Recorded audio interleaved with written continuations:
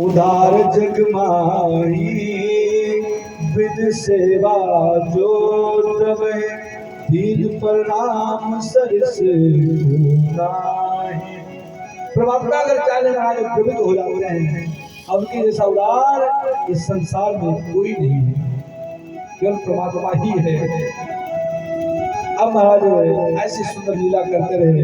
बोले कन्हैया तो मैंने भी सुनी तेने कैसे ऐसे गिरिराज को धारण किया। अरे लाला तू 7 दिन से गिरिराज को अपने कनिष्ठा उंगली पर धारण किया है, मेरे महाराज हाथ को दर्द होने लगे होंगे। बोले फिर क्या करूं लाला?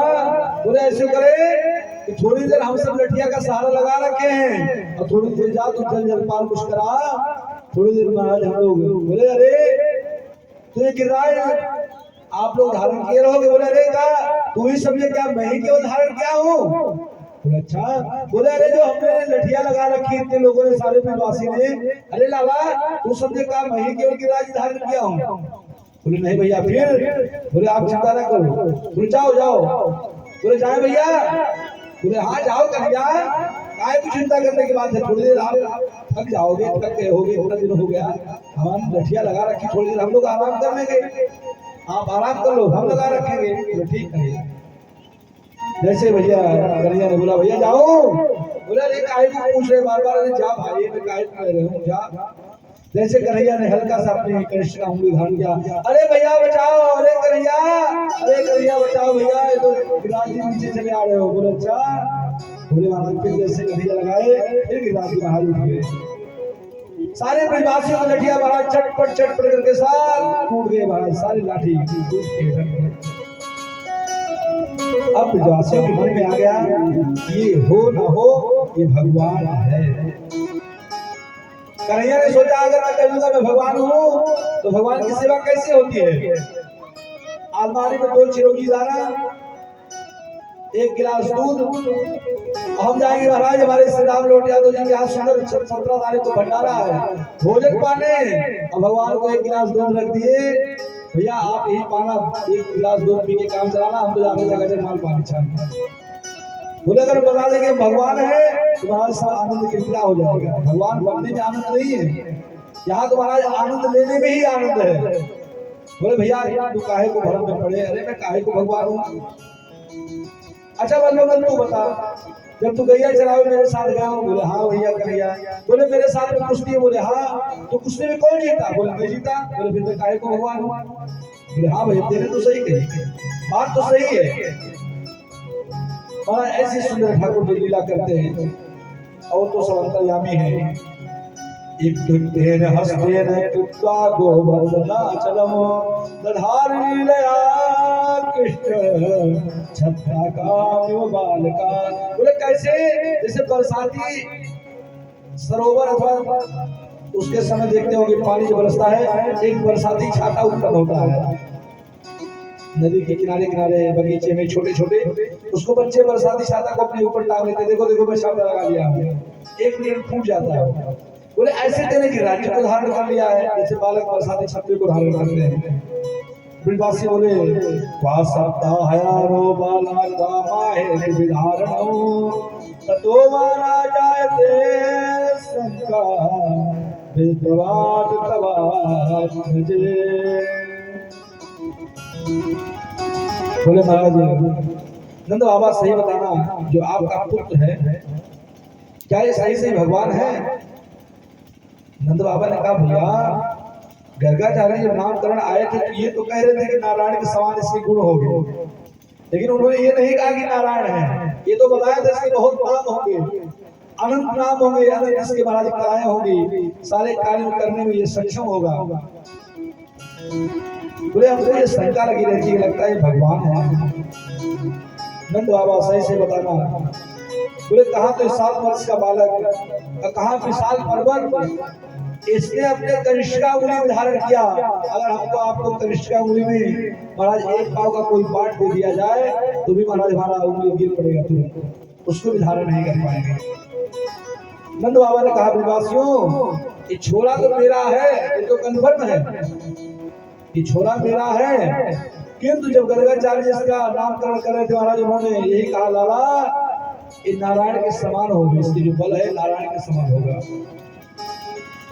अब महाराज शुक्ल पक्ष प्रतिपदा भगवान गोवर्धन की पूजा हुई। अब तृतीया से लेकर नवमी तक महाराज जल वृष्टि हुई। अब इंद्र को लगा पूरा ब्रज महाराज बह गया होगा, जाओ शाम तक देख क्या हो पूरा ब्रज बह गया कि नहीं। महाराज जैसे शाम तक मेघ कर रहा है देखे, बोले भैया ये क्या हुआ। बोले अरे वहाँ ब्रजवासी महाराज सब गोवर्धन के नीचे हैं, वहां तो धूली उड़ रही है, पानी का कोई नाम निशान भी नहीं। बोले अच्छा भैया धूली उड़ रही है। बोले हाँ। बोले अरे 10 दिन वर्षा होते हो गया, अब ब्रिज का कुछ भी नहीं हानि हुआ। बोले ना भैया। अब महाराज ने समझ गया कि मैंने गलती कर दिया है।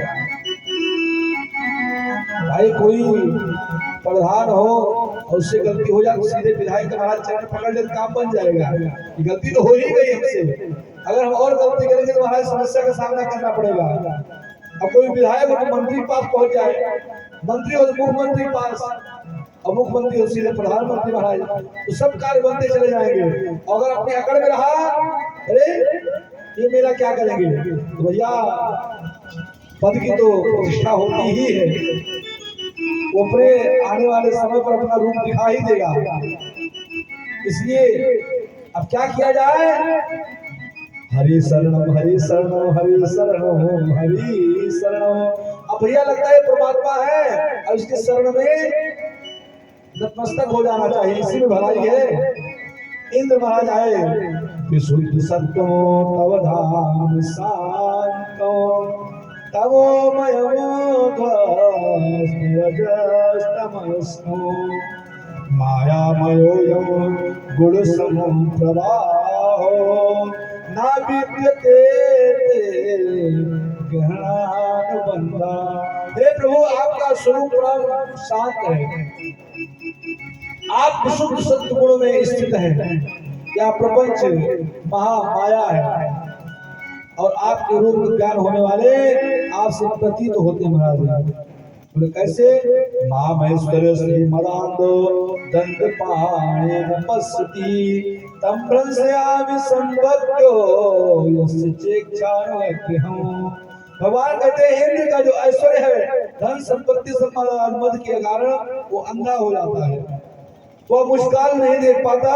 मैं जिस पर कृपा करता हूँ उसके ऐश्वर्य को नष्ट कर देता हूँ। इंद्र के अंदर में अपार आ गया, तो भगवान को निर्मल मन पसंद है। निर्मल मन सो मोह पावा मोह कपट संचित। भगवान को निर्मल मन पसंद है। अब इंद्र महाराज अन्न विनय करता, एकादश्यामिलाहारा समर्थ जनार्दनो स्नातो नंदश्नुकारज्ञा द्वादश्याम जन्माभिष। महाराज अन्न विनय किया, भगवान के ऊपर दया आ गई, कोई बात नहीं इंद्र है। 10 श्लोकों में भगवान की स्तुति की इंद्र, और भगवान प्रसन्न हो गए। बोले भैया भगवान इतना जल्दी क्यों प्रसन्न हो गए। बोले इसलिए कि इसने गलती किया तो, लेकिन सारे भक्तों को भगवान के सन्निकट में लाके रख दिया। भगवान की दृष्टि भक्तों की दृष्टि एक साथ में है, बाल बाला गोपी सब एक साथ महाराज एक गोवर्धन के छत्र के किनारे उसी तट में है। और भगवान सुंदर से गिरिराज जी को धारण किए हुए कनिष्का उंगली पर, और भगवान की चारों तरफ महाराज केवल भक्त है। अगर कोई भगवान से भक्त को दूर कर दे तो भगवान रुष्ट हो जाते हैं, लेकिन कोई भक्त को भगवान से सन्निकट कर दे तो भगवान प्रसन्न हो जाते हैं। इसीलिए हनुमान जी का शरण पकड़ लीजिए तो राम जी से मुलाकात करा देंगे। अच्छा, भगवान शंकर की पूजा करने जाते हैं तो गेट के सामने वहां पर नंदी बने रहते कि नहीं रहते। हमारे भाई बंधु माताएं नंदी की कान में महाराज अपनी सारी मन्नत पूरी करने के कहते, क्यों, नंदी चौकीदार है। भाई अगर आपको डीएम से मिलना है जो वहां पर उनका अनुसरण है, उनकी काल को संभाल रहा है, उससे अथवा उनके ड्राइवर से आपके अगर मित्रवत व्यवहार हो गए तो ये तो आपसे मिल ही जाएंगे। तो सब आपको बता देगा किस समय मिलेंगे, कैसे मिलेंगे, और आपको सीधे डायरेक्ट करा देगा। आप स्वयं चाहे अपने लिए तो समय लग सकता है, लेकिन दोस्ती करना तो पहले सीधे ड्राइवर से और उनके आदमी से कीजिए, तो अपने आप डीएम से महाराज बुलवा देगा। बोले अच्छा। बोले इसी तरह नंदी के कान में महाराज माता है अपने मन्नत पूरा होने की बात कहती हैं, लेकिन अगर सही सही कहीं नंदी दिखाई पड़ जाए तो महाराज दो चार धमाका डंडा धमक देंगे। बोले भैया ऐसी पूजा नहीं, दया करना चाहिए, जीव मां के ऊपर दया होना चाहिए। बोले ऐसे महाराज भगवान की स्तुति की। अभी भी गिरिराज जब आप जाएंगे, कभी संजोग बना कभी गए तो आप दर्शन कीजिएगा। अन्योर के पहले वहां पर महाराज सुंदर, जहां पर इंद्र अपनी ऐरावत हाथी के साथ में ऊपर से आए भगवान की स्तुति करने के लिए, अभी भी महाराज हाथी का जो चरण चिन्ह है वो भी छपा हुआ है। लोग दर्शन करने जाते हैं, दर्शन होता है। भगवान जैसे गैया चराते थे, उनकी लंबी बंसी वो अभी भी उस पर्वत श्रृंखला पर छपा हुआ दिखाई पड़ता है। अग्रराज जी तिल के बराबर घट रहे हैं, इसलिए महाराज बोले ऐसा सुंदर स्वरूप है। और इंद्र की स्तुति करने से भगवान प्रसन्न हो गए। भगवान कहते हैं इंद्र के ऐश्वर्य और संपत्ति पद के कारण आनंद हो गया। व्यक्ति को ज्यादा संपत्ति मिल जाती है जो कभी कमाया ना हो, कभी मेहनत न किया हो, श्रम न किया हो, और अचानक उसको धन मिल जाए तो महाराज उसकी बुद्धि विकृत हो जाती है, पागल हो जाता है। उसको लगता है जो मैं कार्य कर रहा हूँ यही सब सही है। क्या करेगा? 10-20 गाड़ी खरीद लेगा, बंगले मकान दुकान सब महाराज एक से इतना कार्य कर लेगा कि महाराज लोगों को दृष्टि के ऊपर पड़ जाएगा, फल इसकी हानि होना प्रारंभ। फिर उसी धन के मद के अंत में वो महाराज कुकर्म कर्म भी प्रारंभ कर देगा, मद्यपान करना प्रारंभ कर देगा, जुआ खेलना प्रारंभ कर देगा। क्यों? क्योंकि धन संपत्ति का ऐश्वर्य बढ़ गया है। इससे ज्यादा संपत्ति आना भी हमारी महाराज काल का घर बनता है। इसीलिए कहा गया है प्रभु गुना धन दीजिए जामे कुटुंब समाए, मैं भी भूखा ना रहूं साधु भूखा जाए। प्रभु इतना दीजिए कि किसी के सामने हमको हाथ फैलाने की आवश्यकता ना पड़े, बस ज्यादा की आवश्यकता नहीं है। हम लोग क्या करते हैं? अपनी एक पीढ़ी नहीं 7 पीढ़ी जोड़ने के चक्कर में अपना सांस सब खो बैठते हैं। अपना जूता चप्पल महाराज पहनते पहनते महाराज चप्पल घिस जाएगा, उसमें महाराज पहनने के लिए स्थान नहीं रहेंगे, लेकिन वही चप्पल पहनते पहनते जीवन निकाल देंगे। इसके लिए अपने नाती पोता आल औलाद के लिए। वही जब नाती पोता बच्चे काम नहीं आते हैं तो महाराज आंखों से रोते हैं, अरे हमने ऐसी संतान को क्यों जन्म दे दिया। इससे चलिए ना होता तो अच्छा रहता, ना होने पर महाराज 1-2 बार कोई रोएगा, लेकिन महाराज कहीं पुत्र कुपुत्र हो जाए तो जीवन भर रोता रहेगा, उसके रोने को आंसू कभी जाएगी नहीं। इसलिए भगवान से प्रार्थना करते हैं भगवान सुंदर पुत्र का जन्म दे, कभी पुत्र ना हो। अरे कब होगा? धन पवित्र सेवा की, धन पवित्र करदान, धन पवित्र करदान। और तन भगवान ने शरीर दिया केवल खाने पीने रसमलाई छाड़ने की नहीं, उससे सेवा करो आगंतुकों का। और भगवान के भजन करने से हमारा मन भी पवित्र हो जाता है। मन पवित्र हरि भजन सो हो जैसे कुआं में पानी अगर न निकाला जाए तो कुआं में गंदगी हो जाता है, वो पानी पीने योग्य नहीं रहता है। पहले देखिए कुआं के पानी निकलते थे, कुआं का पानी स्वच्छ रहता था, आप तो सब देखे होंगे। अब कुआं में पानी निकलना बंद हुआ तो पानी महाराज जो पीते थे लोग वो महाराज देख भी नहीं पाते हैं। इसीलिए धन का संचय केवल इकट्ठा नहीं करना है, अगर ज्यादा संचय इकट्ठा करेंगे महाराज तो अगले जन्म में हमको सर्प बनना पड़ेगा। क्या बनना पड़ेगा? सर्प। और सर्प बन के उस धन की महाराज हमको कुंडली मार के उसकी रक्षा करनी पड़ेगी। और ज्यादा परिवार में आसक्त रहेंगे तो हमको महाराज अगले जन्म में कुत्ता बनना पड़ेगा। बोले क्यों? बोले अपने घर के परिवार की रक्षा करने के लिए। वही महाराज भौ भौ करेंगे और अपने द्वार पर बैठे रहेंगे। इसलिए ज्यादा मोह नहीं करना चाहिए परिवार और धन संपत्ति में। नहीं महाराज, जो जन्म होता है बिगड़ जाता है। अरे आप सोचे कि मेरा सुंदर मृत्यु जन्म आए, और मृत्यु से कभी डरना नहीं चाहिए। जब मृत्यु का समय होगा, समय से पहले और भाग्य से ज्यादा जीवन में किसी को कुछ मिलता नहीं है। जब समय आएगा तो भाग्य बन जाएगा, लेकिन कर्म छोड़ना नहीं चाहिए, कर्म करते रहना चाहिए। कर से कर्म करो विधि नाना, मन राखो जहां कृपा निधान। कार से कर्म करते रहे शरीर से, और मन से भगवान का स्मरण करते रहे। राधा राधा राधा राधा राधा राधा राधा राम राम राम राम राम राम राम राम श्याम श्याम श्याम श्याम श्याम श्याम श्याम श्याम राधा राधा राधा राधा राधा राधा राधा राधे बाधा टले धासे राधा नाम अनमोल है, पूर्ण हो सब काम। भगवान का जब मन आ जाएगा महाराज, तो बड़े बड़े को सुधार लेता है। भगवान का भजन करने से हमारा मन पवित्र हो जाता है। ऐसे हमारे हर्ष जी की महाराज आज दोपहर में इतना धूप थी, दोपहर में 2 घंटा मेरे पास कुर्सी बैठे रहे। मैं कहा भैया जाके सो जाओ। बोले गुरु जब नहीं जाएंगे। बोले अरे हमको तो सोने दो। बोले हाँ तब जाएंगे। तो हमने कहा हमको सोने दो, तब बेचारे इतने संस्कारवान है। तब आए, हमारे रूम के पास कुर्सी लगाए, वहीं बैठे रहे। तो भगवान की कृपा से एक शब्द का उच्चारण कीजिए, आपके सारे बाधाओं को दूर कर देगा। ऐसे भगवत नाम का सुंदर अपने जीवन में अनुकरण कीजिए, और वही अपने जीवन का कल्याणकारी मंत्र है। इससे बड़ा जीवन में कुछ भी संसार में नहीं है। भगवत नाम का चिंतन कीजिए।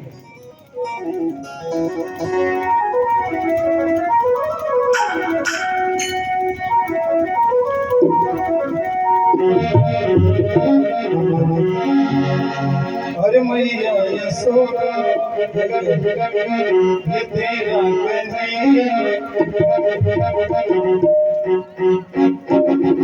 मैया यशोदा तेरा कन्हैया, मन में मेरे बड़े भैया, संग करता है संग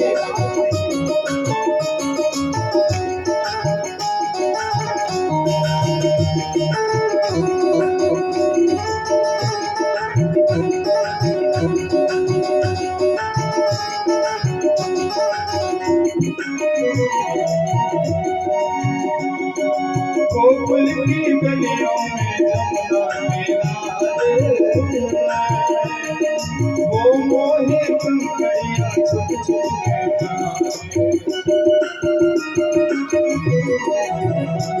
बोल बिखटिया गाए सुर है होली, हे होली में मेरी भैया छोड़े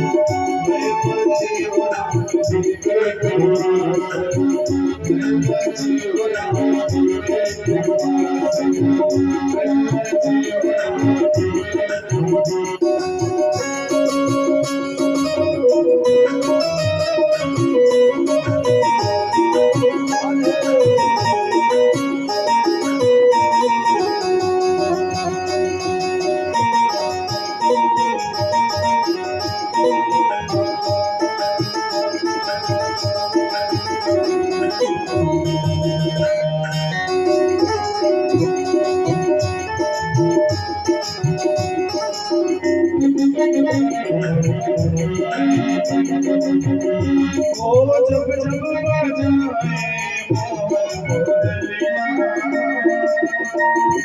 छन छन छनकती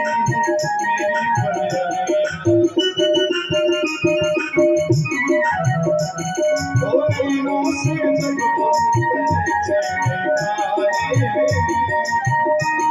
चले खाए दिल में रह जाए फिर मेरे सुध बुध होली दिल बोला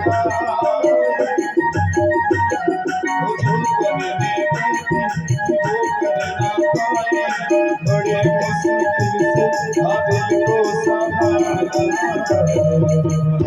आप जी के पास मैं बची राम जी के पास मैं बची राम जी के पास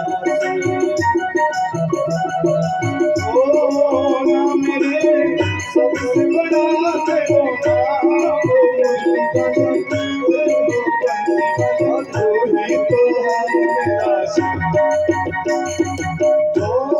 नाम सबसे बड़ा तेरो नाम मुरली भजन तेरो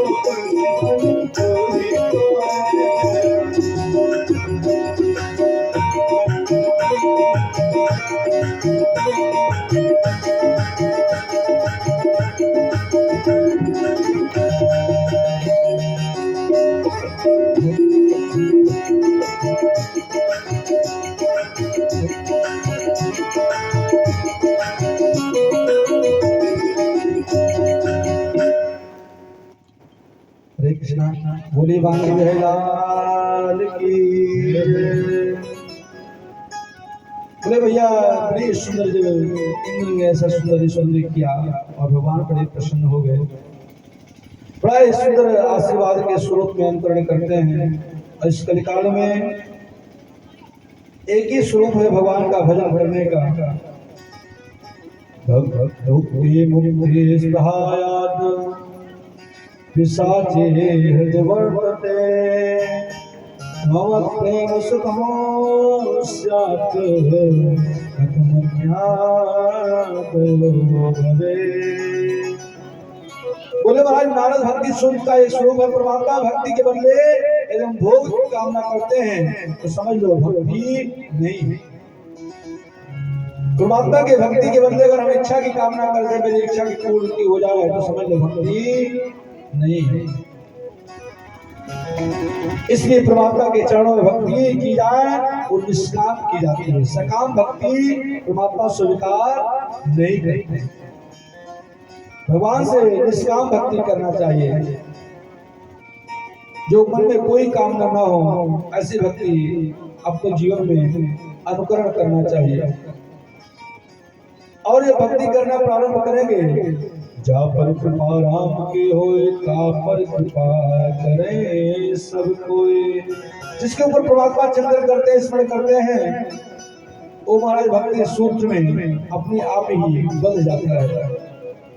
और इस कलिकाल का विशेष प्रभाव है। बोले कैसे यह कलयुग का परम प्रतापा मानस पूर्ण होए नहीं पापा।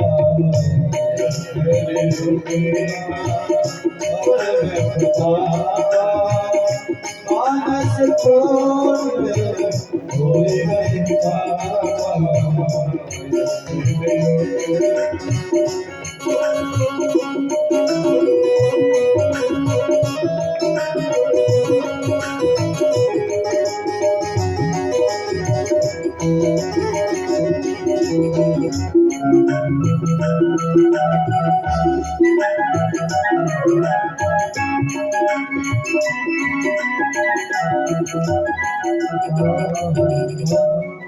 यह कलयुग का परम प्रतापा मानस पुण्य हो नहीं पाता।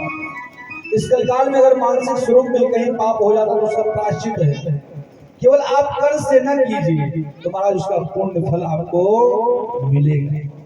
अब कलयुग में केवल भगवत नाम ही है जो आपको सारे चीज से निवारण कर सकता है। बाकी कोई जब तप यज्ञ अनुष्ठान कोई भी कार्यक्रम करेंगे उसमें त्रुटि हो सकती है, लेकिन भगवान के नाम में कोई त्रुटि नहीं है। राम रामेति रामेति रमे रामे मनोरमे सहस्रनाम तत्तुल्यं राम नाम वरानने। भगवत नाम महाराज उच्चारण करने से, एक बार राम कहने से आपको विष्णु सहस्त्रनाम का जो फल मिलता है 140 श्लोक को पाठ करने से, वही बार केवल राम कहने से प्राप्त होता है। इससे ज्यादा और क्या आप चाहिए? और फिर भी हम राम राम करने को तैयार नहीं है। भगवत प्राप्ति का एक सूत्र है कि भगवान के नाम का आपका प्रेम हो जाए, उसके नाम से आर्त भाव से आप पुकारना प्रारंभ कर दें। ये भैया भक्ति की परम गति है। मद भक्ति लभते पराम, यही भक्ति का लाभ है कि आपको हमेशा उठते बैठते सोते जागते घूमते खाते फिरते हमेशा भगवत नाम का उच्चारण होना प्रारंभ विचारण जतो में जायते शंका ब्रजनाथ तवा मुझे। नंद बाबा सही से बताना ये आपका ही पुत्र है? बोले हाँ भैया मेरा ही पुत्र है, इसमें कोई दो राय नहीं है।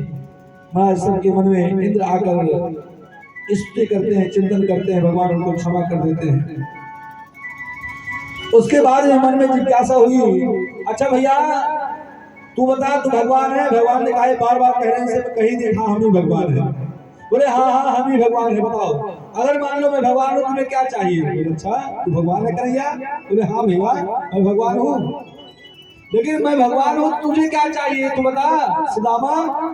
बोले भैया अगर तू भगवान है तो मैं तेरे बैकुंठ देखना चाहूँ। बोले अच्छा ये बात है? बोले हाँ भैया तेरे बैकुंठ कैसे है? मेरे मन में जिज्ञासा लगी हुई, मैं तेरे बैकुंठ को दर्शन करना चाहूँ। बोले भैया पहले बताया होते, कोई बात नहीं। श्रीधाम वृंदावन के बगल में रंगनाथ मंदिर है, रंगनाथ बगल में ब्रह्म कुंड बना हुआ है। भगवान एक वाणी कहा भैया ऐसा करो सारे विश्वासियों जिनको जिनको बैकुंठ दर्शन करना है वो इस कुंड में महाराज छलांग लगा दो, कूद जाओ। ना आओ न देखा न पाओ, सारे विश्वासियों को विश्वास था कन्हैया मेरे साथ है। हमको आपको कोई कहता महाराज तो एक बार पहले विचार करते, न कोई विचार किया। महाराज तुरंत सब फटाफट महाराज उस कुंड के हृदय में कूदते चले गए और जैसे कूदे तो महाराज बैकुंठ जाकर पहुंचे। बैकुंठ तो पहुंच गए, लेकिन महाराज वहां देखते हैं 7 देवड़ी दूर आज सत्य जगत जननी मां लक्ष्मी भगवान विष्णु का चरण दाब रहे। महाराज भगवान विष्णु शेष नाग सैया पर शयन करते हुए विराजमान है महाराज एक ही स्वरूप में। अब एक बार विश्वासी सारे महाराज बोलने का प्रयास करते हैं कुछ कहूं तो महाराज पार्षद बोलते अरे हाँ बात नहीं करना, बिल्कुल चुप सावधान। बेचारे फिर संकुचित हो जाते, अरे मैंने अच्छा कह दिया कि वहां पर बैकुंठ है। जो ब्रज में रज है, जो ब्रज में रास है, जो ब्रज का आनंद है वो बैकुंठ का आनंद है ही नहीं। कोई महाराज बात करने के लिए तैयार नहीं। बोले भैया बात करने वाला कोई यहाँ नहीं है। सारे ब्रजवासी महाराज चले जा रहे हैं। अरे कन्हैया हमारे पास आ जाओ भैया, तेरे बैकुंठ का दर्शन करने आए, तेरे बैकुंठ मेरे किसी काम का नहीं। बोले काहे को? बोले ना कोई बात करने के तैयार ना कोई चर्चा करने के तैयार, कोई किसी से बात करने वाला नहीं है। कन्हैया मुझे तो ब्रज ही अच्छा है, जब इच्छा होती तुझसे बात करता था और जब इच्छा होती महाराज कुश्ती लगा कर तेरे ऊपर पटकनी दे देता था महाराज। जब इच्छा होती थी माखन चोरी करने चला गया भैया, और ब्रज से अच्छा इस संसार में कुछ नहीं भैया, हमको तो ब्रजवासी ही बना ले और उसी ब्रज में ही बुला ले, हमको बैकुंठ दर्शन नहीं करना है। भगवान का सभी ब्रजवासी महाराज स्मरण करते हैं और तुरंत भगवान का ध्यान करते हैं और सारे महाराज आकर ब्रज में पहुंच जाते हैं। और एक बात का स्मरण आया, एक बार नंद बाबा एकादशी का निराहार व्रत थे और द्वादशी के दिन सोचे चलो भाई यमुना जी में स्नान कराए। स्नान करने की उतावला हुई और संयोग ऐसा हुआ कि अर्धरात्रि में ही महाराज लगभग 1-1:30 बज रहा होगा, अर्धरात्रि का समय था। उसी समय उनको लगा कि महाराज ब्रह्म मुहूर्त हो गया, नंद बाबा निकल पड़े यमुना जी स्नान करने के लिए। और महाराज कमंडल लिए स्नान करने जैसे पहुंचे, यमुना जी में जैसे छलांग लगाई तो महाराज एक वृत्त नाम का जो असुर था वो यमुना जी में रहता था, वो तुरंत महाराज नंद बाबा को खींच ले गया, वरुण लोग ले जाकर बैठाया। जैसे वरुण लोग ले जाकर बैठाया नंद बाबा को, अब महाराज पूरे ब्रिज में हल्ला हो गया कि नंद बाबा यमुना जी में डूब गए। सारे ब्रजवासी महाराज यमुना जी के किनारे आ गए। बाबा का एक कपड़ा रखा हुआ है, कमंडल रखा हुआ, बाबा नहीं दिखाई पड़ रही है। कन्हैया के पास से संदेश गया, भैया कन्हैया तेरे बाबा यमुना में डूब गए, महाराज के प्राण डूब गए। कन्हैया ने आओ देखा न आओ, महाराज यमुना जी में तुरंत छलांग लगा दी। जैसे छलांग लगाई महाराज सीधे वरुण लोग पहुंच गए। इसीलिए अर्धरात्रि में स्नान नहीं करना चाहिए, ब्रह्म मुहूर्त के बाद स्नान करना चाहिए, ब्रह्म मुहूर्त के बेला में, और संध्या कालीन के पहले स्नान करना चाहिए। बोले ऐसी मन में कामना करते महाराज स्नान किए। अब महाराज जैसे देखते हैं नंद बाबा महाराज बड़े पड़े हुए हैं और सुंदर भगवान की पूजा हो रही है, पूजा चल रही है। नंद बाबा ने देखा, वाह भाई वाह, इस स्वयं बना भगवान बैठा हुआ, इसकी पूजा हो रही है और इसका पिता मैं यहाँ पर महाराज बधा पड़ा हुआ। बड़े आश्चर्य का विषय महाराज, हमने कामना होती है कि प्रभु आपका कैसे आगमन हुआ, अचानक कैसे आप आ गए बिना किसी के संदेश दिए हुए, बिना बताए महाराज।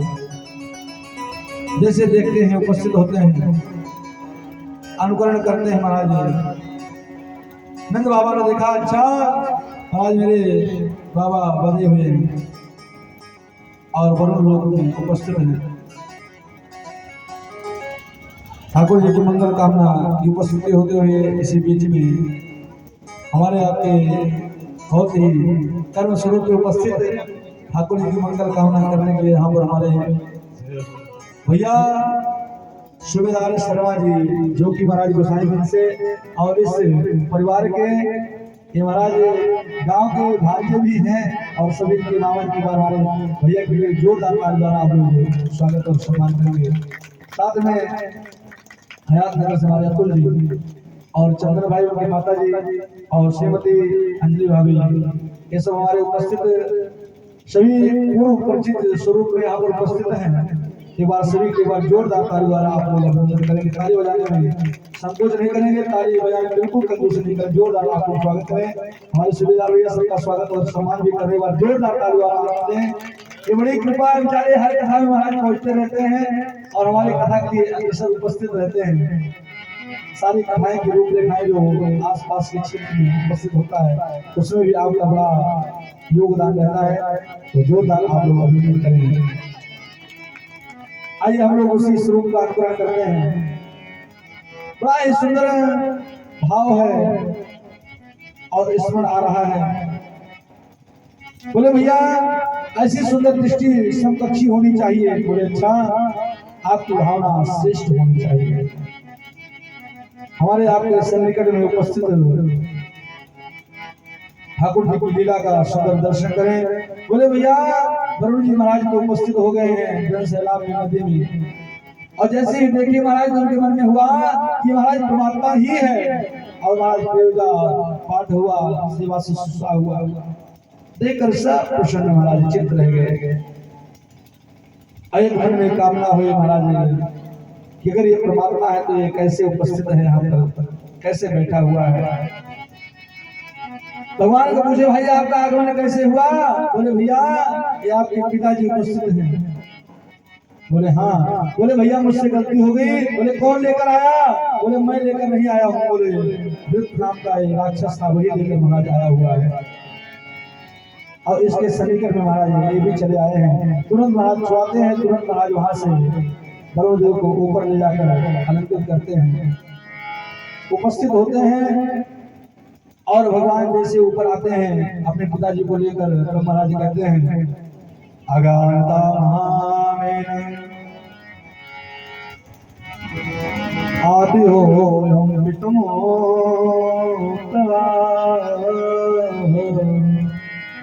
हमारे दिनेश भैया की एक बार जोरदार ताली द्वारा अभिनंदन करेंगे। जो सुंदर देखिए आपके सुंदर हमारे बड़े प्रेमी हैं तो सभी प्रेमी, लेकिन इनसे थोड़ा मेरा विशेष लगाव हो जाता है, तो आप लोग जोरदार ताली द्वारा अभिनंदन करेंगे। हमारे भैया बड़े ही सारे कार्य में सेवा शुश्रूषा में अक्सर रहते हैं और सबकी सेवा में आगे इनका स्वरूप रहता है। आने के साथ में और में इनके बड़े भैया के साथ श्री राकेश यादव जी, श्री रमेश यादव जी और श्री महेश यादव जी महाराज और हमारे दिनेश भैया को आप सब लोग जान ही रहे हैं।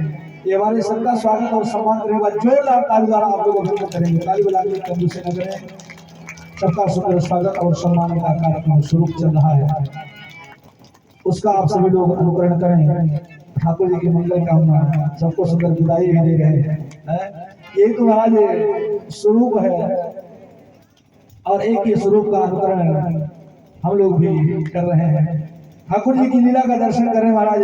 बोले फिर बोले महाराज हे तो ब्रह्मदम नेता मग्ना कृष्ण तो दिता दादसु ब्राह्मणों लोगों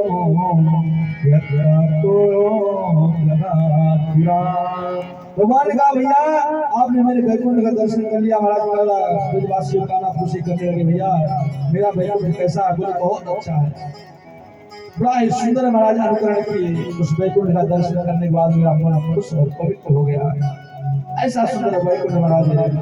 आइए हम सब लोग भी सुंदर एक भजन का अनुकरण करते हुए किसी रासलीला के स्वरूप में हम सब लोग अग्रसर प्रवेश पाएंगे। भगवान श्री कृष्ण ने ऐसा सुंदर चित्रण किया, उसका हम सब अनुकरण करेंगे।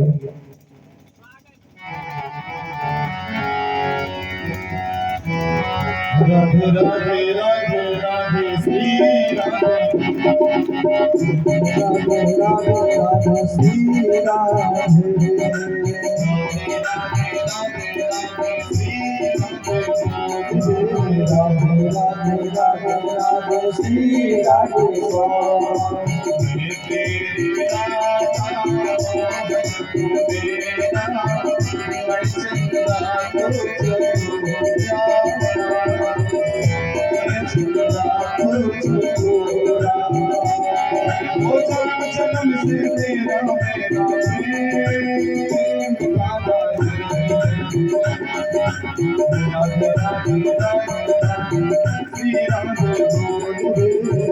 राधे राधे राधे श्री राधे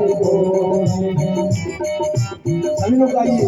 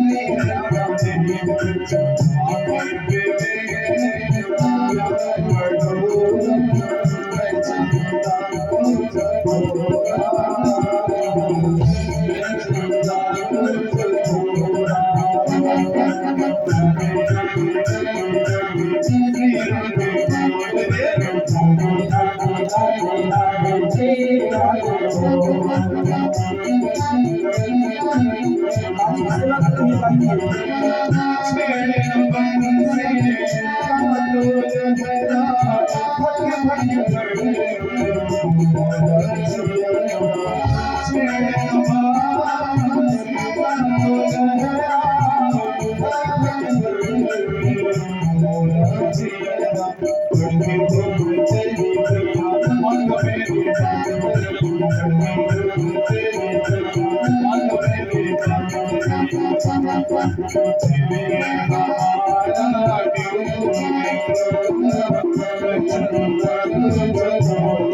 you.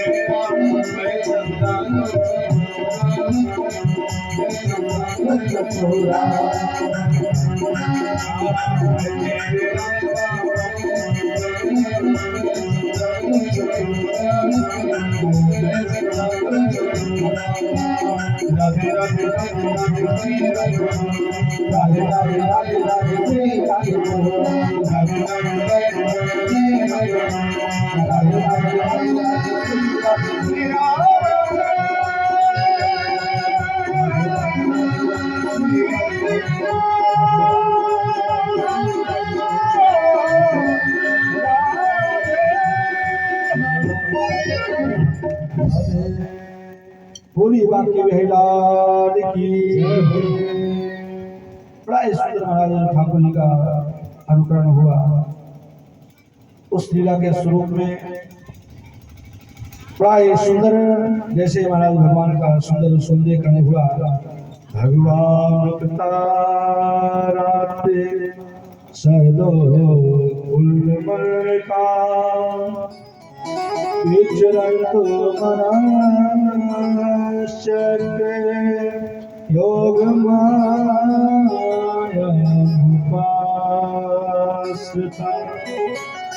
बोलो महाराज योग माया का अपना दरबार सर पूर्णिमा के सुंदर रात्रि का सुंदर समय संयोग होगा उपस्थित हुआ। अब भगवान के सुंदर मंगल कामना के स्वरूप में अनुकरण पूर्णिमा की सुंदर रात्रि है। बंसी की तान जैसे पड़ी गोपियों के कान, गोपियां भूल गए अपना भाव। गोपियां महाराज स्वरूप ही भूल गई कि मेरा जीवन ही कुछ है। ऐसे सुंदर महाराज गीत का सुंदर गायन हुआ।